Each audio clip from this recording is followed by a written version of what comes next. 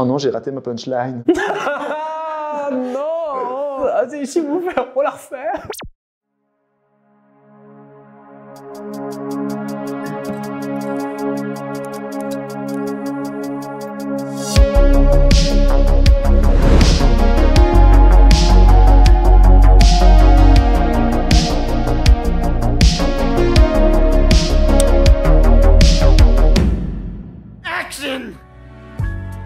Bonjour à tout le monde, j'espère que vous allez bien et bienvenue dans cette troisième vidéo de la table pas ronde de Shine. C'est vraiment des formats qu'on trouve hyper pertinents, qu'on aime beaucoup tourner, qu'on aime faire, qu'on aime réfléchir.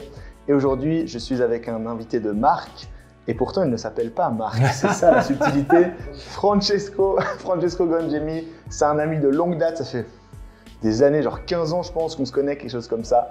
On était dans le même groupe de jeunes ensemble, enfin on se connaît par cœur. Et on avait envie de l'inviter pour parler de la thématique d'aujourd'hui.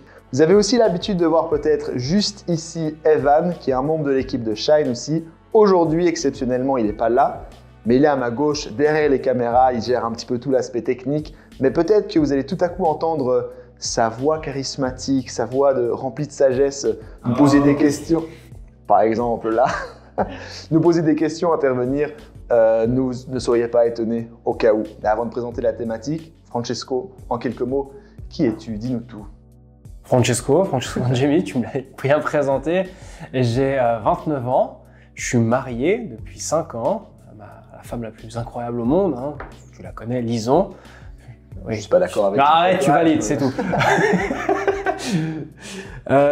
Du coup, ouais, aujourd'hui je suis pasteur enfant-jeunesse dans une église à la Fraternelle.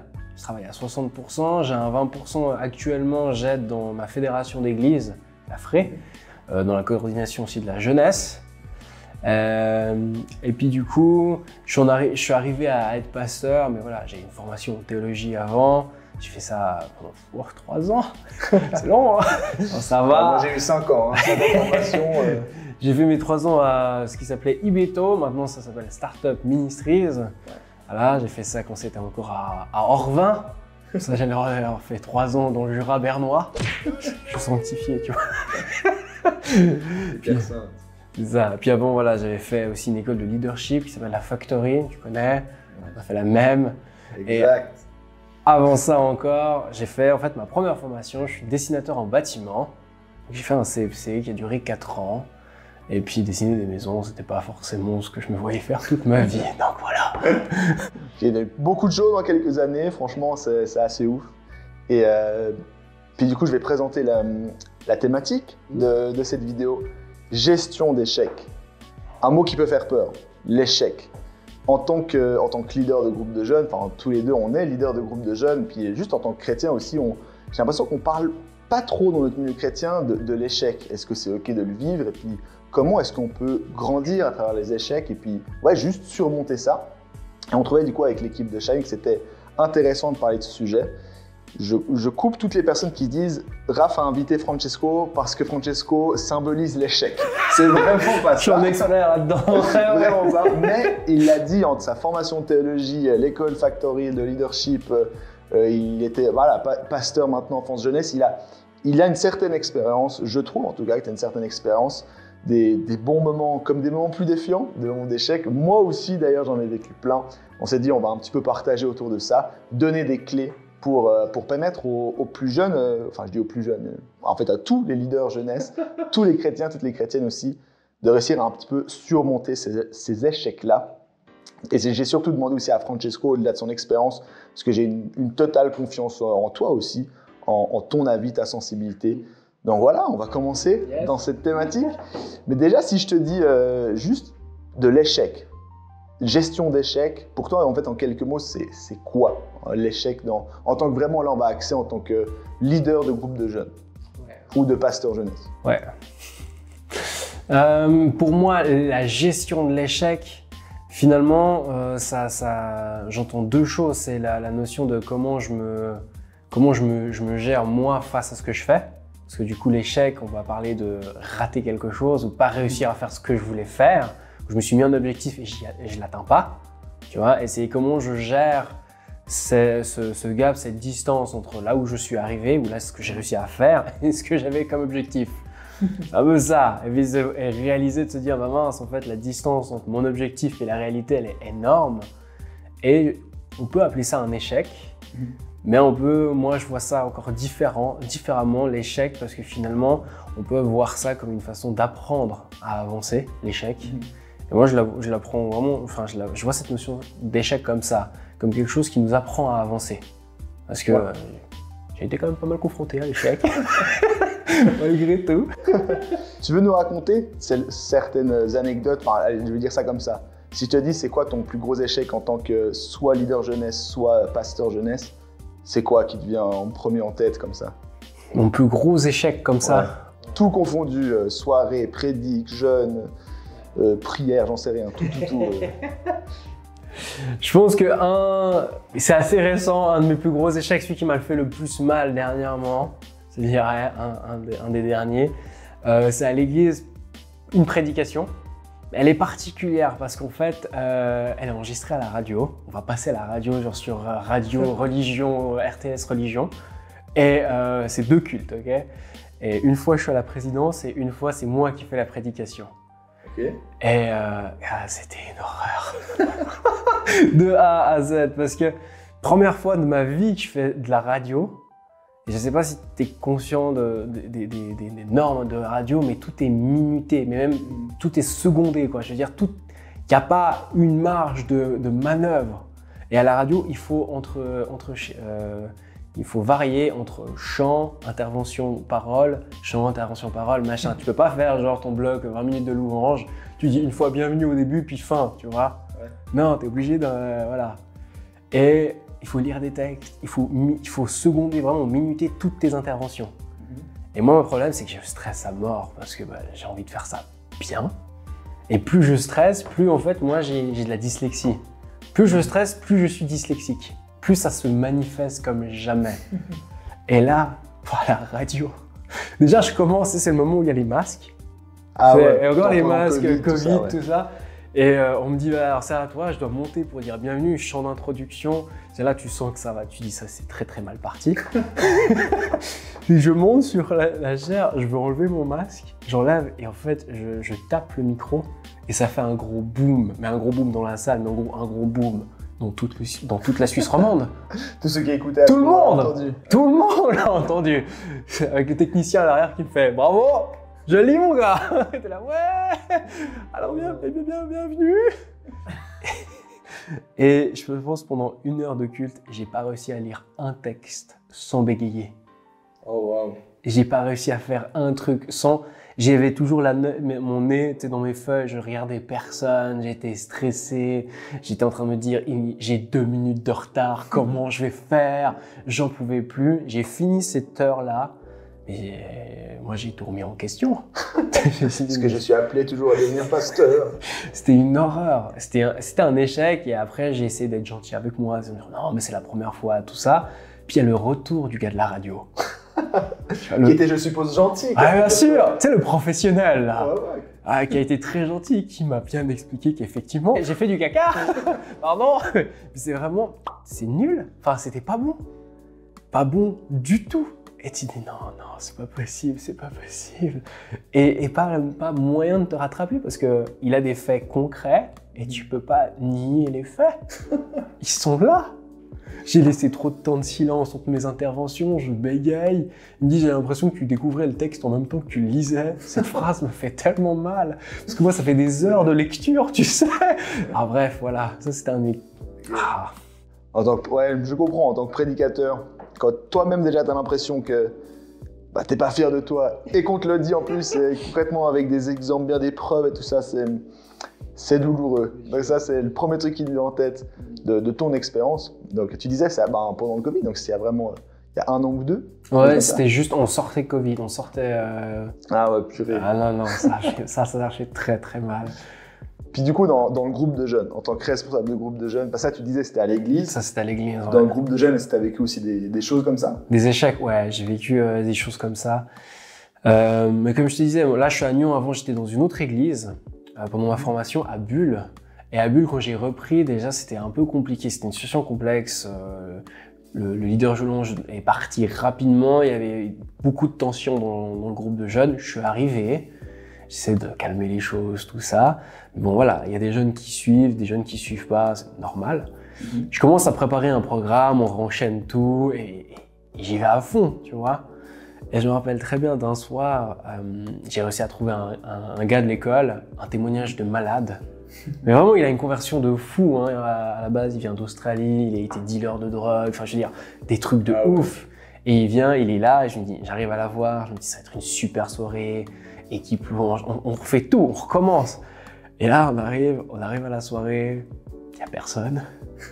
20 minutes avant, il n'y a vraiment personne. On commence à 20h, il n'y a personne. Et t'attends un petit peu, tu fais non, mais normalement ils sont en retard. Tous, ouais. Et grosso modo, j'en ai 2 de jeunes qui viennent ce soir-là. Et vraiment, j'en ai 2. Et tu les regardes, je vois mon pote qui est là. Et à un moment, genre, tu dis, mais qu'est-ce qu'on fait ici en fait? Tu dis, mais c'est pas possible. Et ça m'est arrivé des soirées comme ça. Je pense les 6 premiers mois du groupe de jeunes où j'ai repris, c'était tous les vendredis soirs, c'était comme ça. Ah purée. Compliqué de continuer à être motivé et tout. Enfin, même si les 2 jeunes en valent la peine, hein, on se comprend bien, mais carrément. On aspire tous quand même à un peu plus. Mais ça me fait penser, je veux aussi raconter quelques anecdotes parce que moi ça me fait rire, j'aime trop ces moments. Pardon, c'est faux, je les aime pas, mais une fois que c'est passé, j'aime bien les raconter. C'était quasiment similaire, c'était assez au début aussi de Neos. Neos, donc c'est mon groupe de jeunes. Il existe depuis pas très longtemps dans ce groupe, hein. Ça fait 3-4 ans peut-être. Donc on travaille à fond pour rien que l'histoire de ce groupe de jeunes, puis ça a commencé avec tellement d'échecs. Je me suis dit, je vais essayer de dire ça comme ça, dans mon église, il y avait un jeune. Et on sentait avec le pasteur, du coup, que c'était le moment de lancer le groupe de jeunes. Puis on se dit, ok, je vais l'inviter lui. Il y avait une autre personne qui était responsable du groupe de jeunes avec moi. Et je vais regarder autour de moi s'il y a des jeunes qui n'ont pas de groupe de jeunes et qui aimeraient créer le groupe de jeunes avec nous. J'en trouve 3, du coup on commence avec 4 jeunes, plus de responsables. 6 mois, on commençait comme ça, on n'était que les 6. Tout le temps, que les 6. On passait des très bonnes soirées, puis on se disait quand même, c'est pas le but quoi. On aimerait plus de monde, que des jeunes se sentent appartenir à une famille, grandissent dans leur vie de foi et tout. Enfin, t'as tellement à cœur de transmettre des choses aux jeunes que tu te dis, ouais, j'aimerais bien un peu plus. Puis petit à petit, il y en a un peu plus qui arrive, c'est bien et tout. Je pense qu'à ce moment-là, on est peut-être arrivé à gentiment peut-être 12-13. Et on se dit, ok, on va faire une soirée, course d'orientation dans Lausanne. Parce que moi, je viens de la région lausannoise. On organise un truc de ouf dans Lausanne, des postes, des énigmes, plein de trucs. Ça a pris méga beaucoup de temps. On dit rendez-vous, je crois que c'était 19h du coup à ce moment-là, rendez-vous 19h à Lausanne à tel et tel endroit. On est là avec les responsables. T'as le jeune en question qui était le seul jeune de l'église à l'époque qui vient. On dit ah trop bien et tout, on attend. 5 minutes, 10 minutes, 15 minutes, on se dit allez, quart d'heure vaudois. 20 minutes, 30 minutes, puis là, tu as une larme qui commence à couler, comme ça, tu dis genre, bon, toi tu trouves des excuses, tu sais. Ouais, tu dis non, mais ils savent pas où c'est, on va les attendre. Il y a un anniversaire, il y a un truc. Non, mais il fait pas très beau, c'est sûrement ça et tout. Puis tu sais, ce moment où tu te regardes entre responsables, tu dis, bon, on a tous compris. On va peut-être pas. Le problème de la course d'orientation, c'est que tu ne pouvais pas le faire seul. Tu devais être en équipe. Je crois qu'on voulait faire des binômes, des trucs comme ça. Parce que le jeune est seul. Donc, tu es là. Bon, on va boire un verre et se faire un bowling finalement. Hein. Du coup, on a dû aller rechercher tous les trucs qu'on avait mis dans Lausanne. Et à ce moment-là, moi, j'étais là, mais en tant que leader jeunesse, j'étais, mais qu'est-ce qu'on a foiré? Enfin, et c'était pas juste qu'il y avait eu juste un seul jeune et que c'était une exception, mais on était d'abord seulement 4 jeunes, ensuite on était une douzaine, ensuite on était un peu moins. Tu sais, ces moments où ça fait comme ça, moi j'étais là quand même, purée, mais j'aspire à plus de monde. J'ai l'impression que Dieu appelle ce groupe de jeunes à grandir. Et je me suis vraiment posé dans ma chambre et j'étais là, mais Seigneur, qu'est-ce qu'on foire? Et c'était hyper dur en tant que leader jeunesse de se dire ça, surtout que je venais d'un autre groupe de jeunes où on était souvent 30-40, et peut-être une trentaine je dirais. Puis tout coup, tu as envie de lancer un truc, tout feu, tout flamme, puis ça marche pas pendant des moments, pendant longtemps. Des prédics où tu dis je travaille des trucs de ouf, tu as 3 jeunes qui sont là, tu dis ok, encore une fois, ça en vaut la peine pour eux, mais purée, c'est frustrant, et tu dis et si c'était moi en fait le problème, est-ce que c'est moi en tant que leader qui est mauvais? Enfin, des trucs comme ça, Il y en a plein. On a parlé un petit peu maintenant de tout cet aspect témoignage, aux expériences, et je trouve assez important de le dire aussi, que toi et moi, sentir que on n'est personne dans le monde, vraiment, mais on a une certaine expérience, on a été beaucoup, on est toujours beaucoup engagé dans le secteur jeunesse. Toi, tu le disais, tu es pasteur jeunesse, mais tu es aussi consultant jeunesse, je crois que c'est ça. Coordinateur jeunesse à la FRE. La FRE, c'est une des fédérations d'églises évangéliques les plus grandes en Suisse romande. Moi, je suis pasteur jeunesse, mais j'étais aussi engagé à l'RJ Login, Kids Games, formation jeunesse. Voilà, on a un petit peu touché à beaucoup de choses tous les deux. Et je trouvais que c'était important de dire aussi, en fait, même si, encore une fois, on est personne, on est personne où on est Francesco et Raph, simplement juste des disciples de Jésus, mais on a cette expérience-là, et malgré tout ça, en fait, on a foiré, on l'a entendu, on a foiré. Et je crois que c'est hyper important aujourd'hui aussi de donner ce message-là aux jeunes leaders aussi. C'est normal de vivre des échecs, l'important c'est de réussir à surmonter ça. Et l'idée maintenant, c'est aussi dans cette discussion de dire comment on surmonte les échecs. Est-ce que toi déjà, tu as des choses à nous dire, des clés à donner, des encouragements à donner sur juste comment est-ce qu'on gère nos échecs?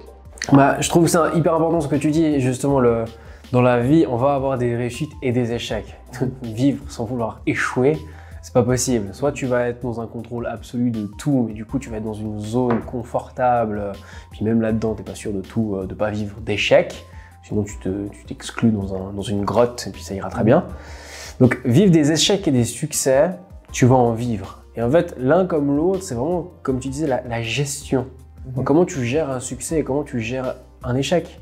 Parce que finalement, dès le moment où une mauvaise gestion, c'est plus facile peut-être de parler de ça, c'est quand tu vas lier l'échec ou la réussite à qui tu es, à ta personne, à ton identité. Et moi, ça me parle parce que toute ma vie, comme je disais avant, moi j'ai de la dyslexie. J'ai grandi dans un cadre, il y en a un ou deux aujourd'hui qui disent que j'ai mis le système scolaire en échec. Quand je parle de ma dyslexie, c'est très gentil de dire ça, mais moi j'ai tout le temps foiré, j'ai jamais réussi. Jamais réussi un test, une dictée, quoi que ce soit. J'étais toujours dans un échec. Et finalement, c'est même devenu à un moment donné une part de mon identité. C'était moi, je vais jamais y arriver, je suis bon en rien, etc. Et dès le moment où tu arrives à distancer, à mettre une distance et te dire ce que je fais ne définit pas ce que je suis, en fait, quand tu vis un échec, tu le vis bien. Tu arrives à bien le gérer parce que tu te dis, voilà, c'est arrivé, il y a des circonstances, il y a des choses qui se sont passées, maîtrisées, non maîtrisées. Et en fait, c'est pas parce que j'ai raté un truc que ça me fait de moi un raté. Ouais, différencier vraiment ce que tu fais, tes échecs, ne définissent pas qui tu es, ton identité. En gros, faire des échecs ne fait pas de toi un échec. C'est ça. Ouais. Et encore, j'ai vu une étude, moi, qui m'a énormément plu. Tu sais que, je ne sais pas si tu le sais, je l'ai lu quelque part, ça fait toujours très bien de dire ça. Par contre, pas du tout. Sur le coup, j'ai lu quelque part que c'est lorsque tu n'y arrives pas, tu fais un échec, peu importe ce que tu fais, prenons une énigme, un puzzle, une énigme, plus tu fais des tentatives échouées, plus en fait ton cerveau va créer de nouvelles connexions. C'est-à-dire que si tu échoues, il y a de nouvelles connexions dans ton cerveau qui se fait, il va mettre des choses en lien qu'avant l'échec, il n'aurait pas mis ça en lien. C'est parce que tu n'y arrives pas, et que tu échoues une fois, deux fois, trois fois, que d'un coup tu dis « mais si on mettait ces deux choses-là ensemble !» Alors que si tu réussis du premier coup, tu as réussi, c'est cool. Mais tu n'as pas cette évolution dans ton cerveau qui te propose des alternatives. Donc finalement, l'échec, il n'est pas à éviter. L'échec, il t'aide à grandir et même à mieux te connaître. Parce que c'est dans des périodes d'échec que tu vas réussir à connaître ta limite, à connaître où tu es fort, où tu es faible. Si tu ne vis pas ces échecs et que tu es réussi, tu vas pas apprendre à mieux te connaître aussi. À fond, ouais. À fond. Je sais pas ce que t'en penses. Non, mais je suis hyper d'accord et c'est difficile de séparer nos échecs de qui on est. C'est difficile, mais je pense vraiment que c'est un travail qu'on doit faire. Encore plus, je pense, si on n'est pas dans une saison où on vit, on va dire, beaucoup d'échecs. Je reprends l'exemple du groupe de jeunes. Si tu te dis, moi, je veux des soirées à, 20 jeunes, et puis qu'en fait, tu es tout le temps 10, ce qui est déjà super. ben, faut réussir. Enfin, on imagine, tu vis justement pas cette période-là. C'est même, je sais pas, dans une groupe de jeunes, vous êtes beaucoup, ça se passe super bien, les prédictions sont ouf, tout ça, tout ça. Je pense d'autant plus dans ces moments-là, faut te préparer au moment où il y aura des échecs. Parce que on vit tous des échecs. Et je crois qu'il faut l'accepter, il faut se préparer à ça et justement faire ce travail, prier, lire des trucs, écouter des personnes un peu plus expérimentées pour se dire mais en fait comment est-ce que je peux ne pas m'identifier aux échecs, mais aussi du coup humblement se dire si je réussis, en fait c'est pas non plus moi qui réussis, c'est pas mon identité d'être le succès ou quoi que ce soit, mais de se dire en fait c'est peut-être en équipe, on arrive à faire des bonnes choses, on a des bonnes compétences et tout, mais réussir à prendre du recul aussi. Le succès, c'est grâce à moi, je contribue à ça, mais c'est pas moi qui est le super-héros du groupe de jeunes ou quoi que ce soit. Donc je pense que c'est ce travail-là d'humilité, je dirais, de recul, est difficile, mais que c'est important. Et je pense dans ce sens-là, je donne une deuxième petite clé. J'ai donné cette clé-là dans une vidéo, je ne sais pas si elle va arriver avant ou après celle-là, mais redéfinir le succès. En redéfinissant ce que c'est que le succès, ça définit aussi du coup ce que c'est que l'échec. Mais du style, est-ce qu'en fait, une soirée de groupe de jeunes à 20, c'est une réussite ou pas? Ou c'est un échec? Tout dépend combien on est de base, mais moi je sais que j'ai des chiffres comme ça en tête qui sont adaptés à mon groupe de jeunes, ou nombre de personnes, nombre de nouvelles personnes qui viennent en termes de tranche d'âge aussi, en termes, moi aussi en tant qu'orateur, je prêche environ une soirée sur 2 au groupe de jeunes. Donc je me fixe des définitions, des objectifs comme ça. Qu'est-ce que c'est qu'une soirée réussie, une prédication réussie? Et je crois que c'est hyper important. En équipe aussi, de redéfinir ce que c'est. Parce que si on imagine, on est dans une équipe, toi et moi, puis que toi tu dis c'est le nombre le plus important, et puis moi c'est de commencer à l'heure et terminer à l'heure, on va dire genre, pour toi c'est 20 personnes, on est 25. Pour toi c'est une réussite, tu vas dire c'était trop bien. Et moi je serais là, non, on a commencé 30 minutes en retard, c'est raté. Qui a raison? Peut-être que les deux ont raison, peut-être que les deux ont tort, et je crois qu'il faut en discuter. Comme ça, on va aussi en équipe comprendre un petit peu comment on peut surmonter les échecs. Ça, c'est aussi une petite clé que je trouve très importante à transmettre aussi aux jeunes leaders. Je dis toujours jeunes leaders, mais je me considère déjà comme un vieux dinosaure. Je vais juste dire les leaders. Et puis, ah là là. Ah ouais, j'ai mal au dos, rien ne va.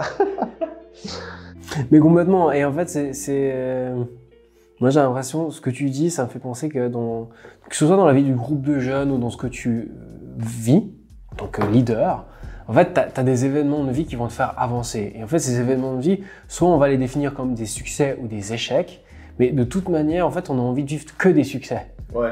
Tu te dis, mais j'ai envie je commence un truc, c'est sûr, je veux que ça réussisse, c'est sûr, c'est ça que je veux, c'est que le succès. Et je pense que des fois, la plupart des succès, il faut vivre certains échecs avant de réussir. Ça fait partie du jeu, presque, de dire, des fois, j'ai envie de vivre certaines choses, mais pour y arriver, il faut que j'essaye. Et si je ne l'ai jamais fait, est-ce que je m'autorise à me dire, je rate? Est-ce que je m'autorise à essayer, tu vois? Je veux dire, je prends un exemple, rien à voir, parce que c'est pas du tout le moment. C'est l'idée que j'ai. Genre, je vais faire un super gâteau. Peut-être, je vois sur mes comptes Insta, tu vas voir un truc de ouf quoi, au niveau gâteau. Pâtisserie, c'est ça. Ok, mais si tu penses que dès le moment où tu as regardé ton gâteau, tu vas commencer à regarder un petit peu comment faire, et tu n'as jamais fait ça, tu vas t'acheter tous les ustensiles, etc. Tu vas arriver en cuisine, 1 heure plus tard, tu as le même résultat, mais jamais. C'est pas... Enfin, t'es hyper doué, et encore, il faut une technique de fou.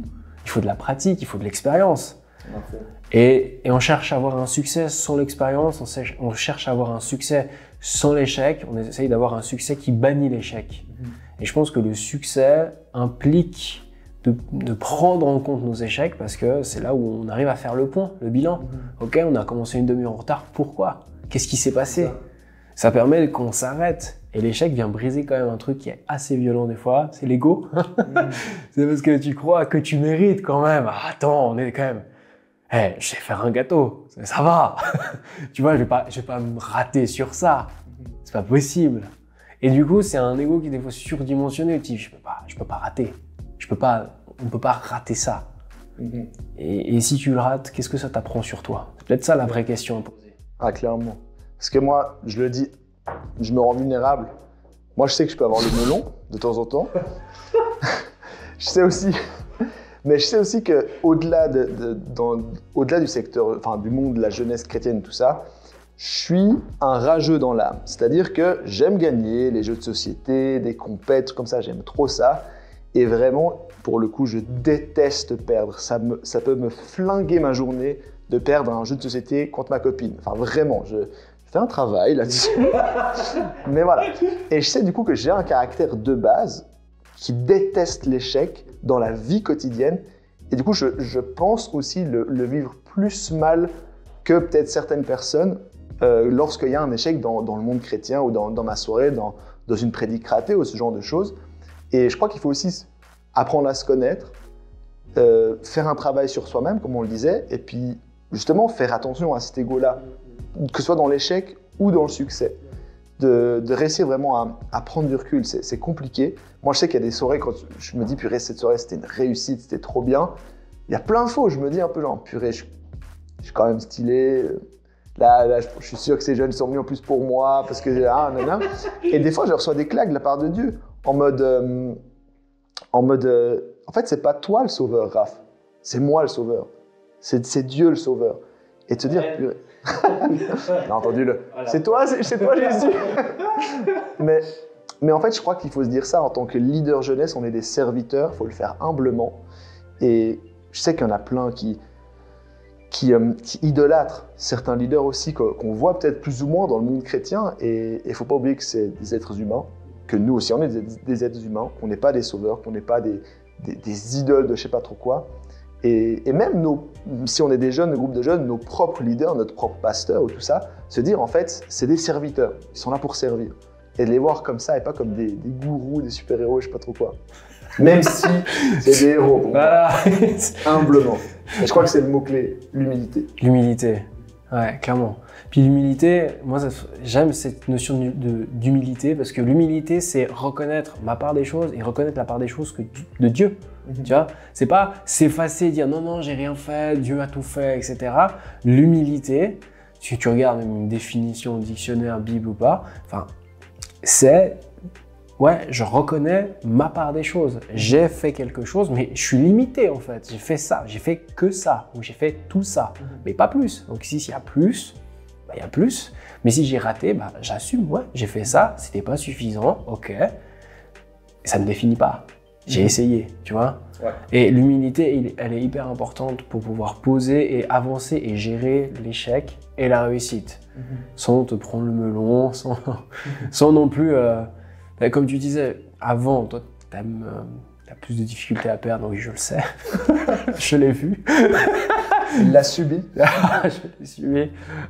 Ces soirées de groupe de jeunes, on joue que au baby parce qu'il est sûr de gagner. Ah, on s'en rappelle. Moi, ça. Mais en vrai, je veux dire, je pense que personne n'aime échouer. Cette sensation d'avoir raté, d'avoir mis corps et âme dans un truc et ne pas y arriver, personne ne veut ça. Et après, c'est vraiment cette notion de comment tu gères ça, comment tu vas le vivre. Je pense qu'automatiquement, ça fait mal. C'est sûr que ça fait mal. T'as porté un projet, t'as porté un rêve, t'as porté quelque chose. Et c'est aussi ok d'avoir mal, de dire je pose, mais de remettre ça à Dieu et de faire le point et pas de dire de toute façon c'est terminé, maintenant je peux plus faire de soirée parce que j'ai raté ma soirée. Claire. Ça serait laisser l'échec te définir. On a parlé du coup un petit peu de tout ça, gestion d'échecs et tout. On arrive gentiment à la fin de cette vidéo, de cette table par ronde. On avait envie de terminer aussi en donnant quelques conseils très pratiques. Si jamais il y a des personnes qui vivent des situations d'échec, qui vivent mal, comment est-ce qu'on peut les conseiller? On a réfléchi un petit peu à des idées comme ça. Celle qui nous est venue la première en tête, qu'on a vraiment envie de donner, c'est d'en parler simplement. J'ose espérer que tout le monde fait partie d'une équipe, a un entourage, a peut-être une église, un pasteur, des amis, n'importe quoi. Et en fait, il faut oser en parler, il faut réussir à en parler. Ça demande du courage, mais de dire, en fait, là, par exemple, j'en prends l'exemple d'une prédication, j'ai prêché, j'ai senti que c'était pas terrible et tout. C'est pas demander forcément un feedback, là, ce que j'ai dit, même si c'est une bonne chose, mais c'est de dire juste, vous pouvez me rappeler que je suis pas un caca, s'il vous plaît, et de dire, en fait, que ça va être mieux. Enfin, moi, je sais que j'ai eu besoin de ça, beaucoup de fois. Que les gens qui m'aiment me disent « t'inquiète, ça ne change pas ta valeur, ça arrive ». D'oser en parler en équipe aussi, se dire on se pose une fois en équipe, se dire bon, c'était pas terrible, c'est pas grave, Raph, ça arrive, et puis de s'encourager comme ça. Je pense que c'est très important de le faire. Ça dédramatise. C'est ça. Et puis on peut être étonné quand on en parle à nos figures de leaders, d'inspiration. Tout quoi, il y a des gens qui peuvent nous dire hey, tu sais, bienvenue dans le club, hein. Moi je les collectionne, les échecs. Et tout qu'on se dit ah, purée, si même cette personne, entre guillemets, si même cette personne a vécu des échecs, bah logique que j'en vive. Ouais. Voilà. Et je rajouterais, comme je fais ma petite apparition fantôme, on entend juste ma voix. Où es-tu? Comme on a discuté un petit peu, je rebondis sur ce que tu as dit, ne pas hésiter de demander de l'aide aussi à son entourage, à ses potes, à ses responsables, même peut-être à son animateur jeunesse ou je ne sais qui. Mais pas hésiter à se montrer vulnérable, je sais que c'est pas facile, mais c'est plus que bénéfique, autant pour soi que pour son entourage. Je dirais. Tu as demandé de l'aide avant d'organiser des trucs. C'est ça. Ok. Ouais. Exactement. Ah, c'est vrai, demander à quelqu'un qui a l'habitude de prêcher. En fait, comment on peut coacher? Ouais, c'est ça. C'est ça, à fond. À fond parce que t'es pas. Si c'est la première fois que tu fais, c'est la première fois que tu fais. Il n'y a pas de honte à avoir, à ne pas savoir ou à être sur ta première expérience. Toute ta vie, tu vas faire des choses pour la première fois. Ouais, clair. Donc, je le vois avec ma nièce. Hein. Petite nièce qui est en train d'apprendre à marcher. Eh ben, elle tombe. Hein. Elle tombe, mais elle continue. Nous, on l'aide en tant que tonton fantastique. On l'aide à marcher et tout. Enfin, c'est logique. Est-ce que toi, tu as une dernière clé, dernière parole de sagesse, de pasteur? Moi, je pense que aussi, comment retirer quelque chose de nos échecs, c'est après avoir vécu un échec, c'est de s'arrêter et de faire le point. C'est de pas avoir peur de regarder son échec, de prendre le temps, de voir, ok, qu'est-ce qui s'est mal passé, pourquoi ça s'est mal passé, et de décortiquer, de dire, ok, maintenant, je retire une leçon, je retire quelque chose qui va m'aider à avancer, qui va m'aider à pas refaire la même erreur ou à faire ce que j'aurais envie de faire. Et c'est vraiment ça. L'échec, elle est là pour t'aider à apprendre. Donc, c'est s'arrêter et regarder et oser la regarder et dire, ok, qu'est-ce qui s'est mal passé? Un peu en mode, genre, je note presque ce qui s'est mal passé. Ok, je sais que c'est ça. Maintenant, je vais essayer de faire un travail là-dessus pour faire mieux. Ouais, du style, c'est ça. Moi, les échecs que j'ai eus à la radio, enfin mon culte à la radio, tout ça, j'ai fait le point. Qu'est-ce qui s'est passé? Qu'est-ce qui s'est mal passé? Moi, au début, j'étais persuadé que c'était à cause de ma dyslexie. Et là, je me suis dit, gars, c'est pas possible, c'est mort. C'est un problème que j'ai à l'interne, je peux rien y faire. Mais en fait, non, c'était une gestion du stress. J'étais tellement stressé et j'étais très, très mal préparé au niveau de la gestion du stress que je me suis emballé, que je me suis perdu et je me suis dit, ok, la prochaine fois que j'ai un cadre comme ça, je sais comment réagir. Et j'ai appris de mon erreur, j'ai appris de ça et ok, bah voilà, j'ai fait le point. Ouais, à fond. J'ai une question, est-ce que tu avais des trop grandes attentes de toi en fait? Et ça a pu te stresser ou pas? C'était rien à voir? J'avais un trop grand objectif. Hein. Si tu veux, après avec l'expérience, on m'a expliqué que j'avais le droit de moduler un peu. On m'a expliqué que voilà, je voulais respecter un timing parfait. Et moi, je me suis dit, j'ai tout été noté. Du coup, il faut faire ça. Okay, tu vois. Et j'ai pas demandé d'aide. On m'a pas donné d'aide avant. J'ai pas pu discuter avec quelqu'un qui me dit non, mais tu vois, si tu as 5 minutes de retard, c'est pas grave, tu foutes un truc. Personne ne le saura. De toute manière, voilà. Moi, je me suis dit, non, c'est pas possible, c'est la fin du monde. Tout le monde va savoir que j'ai pas réussi, il faut absolument tout rattraper. Et en fait, tu stresses de plus en plus. Et moi, plus je stresse, moins j'arrive à parler. Mais ça me fait dire, du coup, puis ce sera la dernière parole de cette petite vidéo. Se fixer aussi du coup des objectifs réalisables. Il y a un truc qui s'appelle les objectifs SMART. Je vous laisserai regarder sur internet tout ça, mais c'est des trucs que j'utilise beaucoup et je pense que c'est très important. Je reprends l'exemple d'un groupe de jeunes, si vous avez l'habitude d'être 15, la soirée d'après, Dieu est grand, c'est possible que vous soyez 50, c'est peut-être un objectif qui n'est pas forcément hyper réalisable. Visez d'être 20 la prochaine soirée. Des trucs comme sur nous aussi, tu n'as jamais prêché de ta vie, vise de faire peut-être une prédique, j'en sais rien, un peu plus courte, moins poussée théologiquement, j'en sais rien, mais de se fixer des objectifs réalisables, toujours qui grandissent toujours un peu plus, parce qu'on grandit, mais toujours qui sont réalisables. D'oser rêver grand dans un monde réaliste. Oh non, j'ai raté ma punchline. Non.